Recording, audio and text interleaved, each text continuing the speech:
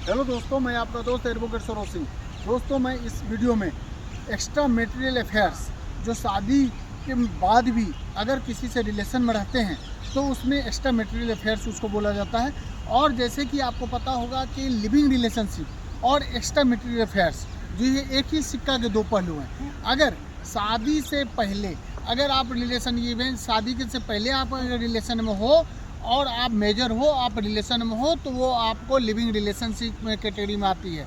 लेकिन दोस्तों, अगर शादी के बाद भी किसी और के साथ आपका रिलेशन है तो उस कंडीशन को एक्स्ट्रा मैरिटल अफेयर्स बोला जाता है। और वो आप समझो कि एक्स्ट्रा मैरिटल अफेयर्स जो बोला गया है इसमें एक तरह से इसको डीक्रिमिनलाइज जोसेफ साइन 2018 का यूनियन ऑफ इंडिया के जजमेंट में, Joseph Shine versus Union of India के जजमेंट में सुप्रीम कोर्ट ने इसको डीक्रिमिनलाइज कर दिया था।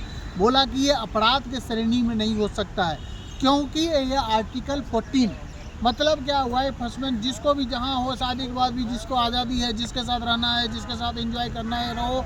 और इसलिए ये बोल दिया सुप्रीम कोर्ट ने, बोल दिया कि ये आर्टिकल 14 और आर्टिकल 21 का वायलेशन है। Right to equality and right to life with personal liberty का आर्टिकल 21 का ये वायलेशन है, इसलिए इसको डीक्रिमिनलाइज कर दिया। सेक्शन 497 आईपीसी को डीक्रिमिनलाइज कर दिया और ये बोल दिया गया कि ये अनकॉन्स्टिट्यूशनल है और इसका अनकॉन्स्टिट्यूशनल घोषित कर दिया गया। लेकिन इसको बोला गया कि भाई ये डिवोर्स का ग्राउंड हो सकता है। और इसके बाद दोस्तों बहुत सारे जजमेंट में डिफरेंट हाई कोर्ट ने भी बताया कि देखो भाई ये डीक्रिमिनलाइज हो गया है। लेकिन आपको जैसे रिसेंटली मैं दिल्ली हाई कोर्ट का ही एक जजमेंट की बात करता हूँ, सितंबर 2025 का ही एक जजमेंट की बात करता हूँ। शैली महाजन वर्सेस भानुश्री बहल के केस में सितंबर 2025 में ही दिल्ली हाई कोर्ट ने बोला ठीक है, आपको जोसेफ साइन के जजमेंट के हिसाब से आपको डीक्रिमिनलाइज कर दिया है। लेकिन इसका अर्थ ये नहीं दिया हो गया कि आपको लाइसेंस दे दिया गया कि भैया इस तरह से रहो और आपके साथ कुछ भी नहीं हो सकता है। डैट मीन्स इसका एक सिविल कंसिक्वेंसेज हो सकता है।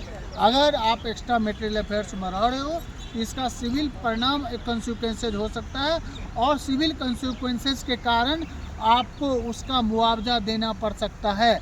ये शैली महाजन वर्सेस भानुश्री बहल के केस में दिल्ली हाई कोर्ट ने रिसेंटली बताया।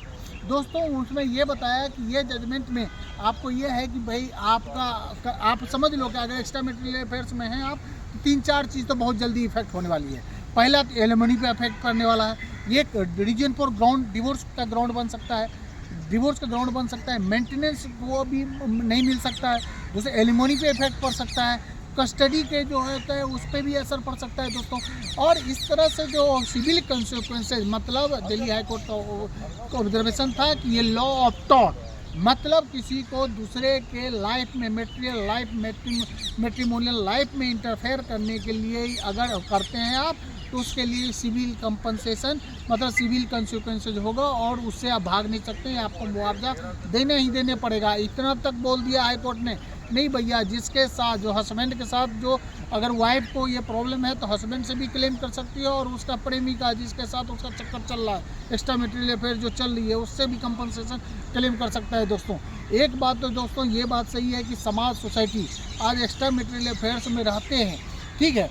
आप किसी तरह का दोनों के बीच में जुडिशियल सेपरेशन हो गया या वाइफ हस्बैंड के बीच में नहीं बना, उस तरह से रहते हैं दोस्तों। यहाँ इस कंडीशन में सबसे बड़ी बात है हिंदुस्तान का कल्चर, सोसाइटी इसको कभी एक्सेप्ट नहीं करेगा दोस्तों, क्योंकि एक्स्ट्रा मैरिटल अफेयर्स के कारण जो होती है बहुत सारे कंसिक्वेंसेज भी उल्टा हो रहे हैं। अगर मान लो इसके बाद कुछ दिन के बाद अगर ब्रेकआउट हो गया दोनों के बीच में तो उल्टा पुल्टा केसेस, फॉल्स एलिगेशन लगा के उल्टा पुल्टा केस भी हो जा रहे हैं दोस्तों। इवन एडल्ट्री को इवन कोर्ट ने बोल दिया अपराध नहीं है। इवन कुछ दिन पहले एमपी हाई कोर्ट ने भी बताया कि नहीं भैया एडल्ट्री नहीं हो सकता है, जब तक लव और अफेयर्स कोई गलत बात नहीं है, आप रख सकता है, इवन मैरिड भी कर सकते हैं। लेकिन ये तब तक प्रूफ नहीं होगा जब तक कि उसका फिजिकल रिलेशनशिप और उसके साथ कोई इस तरह का इलिसिट रिलेशनशिप है, तभी इस चीज़ को हम मान सकते हैं कि भाई इस तरह का रिलेशन एडल्ट्री के कैटेगरी में आएगा और ये एक्स्ट्रा मैरिटल अफेयर्स में ग्राउंड बन सकता है। जो मैंने बताया पहले वो ग्राउंड हो सकता है, डिवोर्स का ग्राउंड, मेंटेनेंस का ग्राउंड, ये सब में उसको बेनिफिट नहीं मिलेगा दोस्तों। तो एक्स्ट्रा मैरिटल अफेयर दोस्तों एक तरह से पूरी तरह समाज सोसाइटी में एक्सेप्ट नहीं है, क्योंकि ये देखो जैसे मैंने बताया कि लिविंग रिलेशनशिप में भी होती है कि अगर लिविंग रिलेशनशिप रहा, अगर दोनों के बीच में रहा, सोशली कभी एक्सेप्टेबल नहीं है।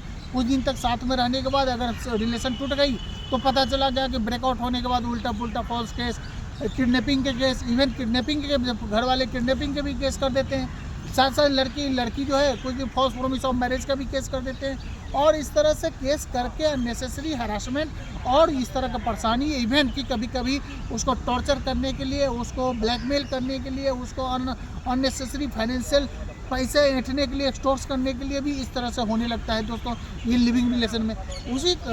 उसी सिचुएशन को सरकमस्टांसेस मैंने बोला, एक ही सिक्का के दो पहलू हैं। एक्स्ट्रा मैरिटल अफेयर्स में भी ये भी सब कॉन्सिक्वेंसेज आते रहते हैं दोस्तों। इसीलिए बोलूँगा दोस्तों, आज के समय सोसाइटी में ये बहुत बड़ा लॉट है, काला धब्बा है, और ये सोसाइटी इसको कभी एक्सेप्ट नहीं करेगा, क्योंकि इसको ये कभी भी हिंदुस्तान का कल्चर ये सोचेगा कि ये भले लीगली इसको कानून ने बोल दिया कि डिक्रिमिनलाइज कर दिया, लेकिन कानून के नज़र में लीगली है। लेकिन एक ही बात है, बहुत सारा सोशल कंसिक्वेंसेज इसके हैं, सिविल कंसिक्वेंसेज हैं, और उसको नुकसान के लिए मुआवजा देना पड़ेगा। Thank you. जय हिंद, जय भारत।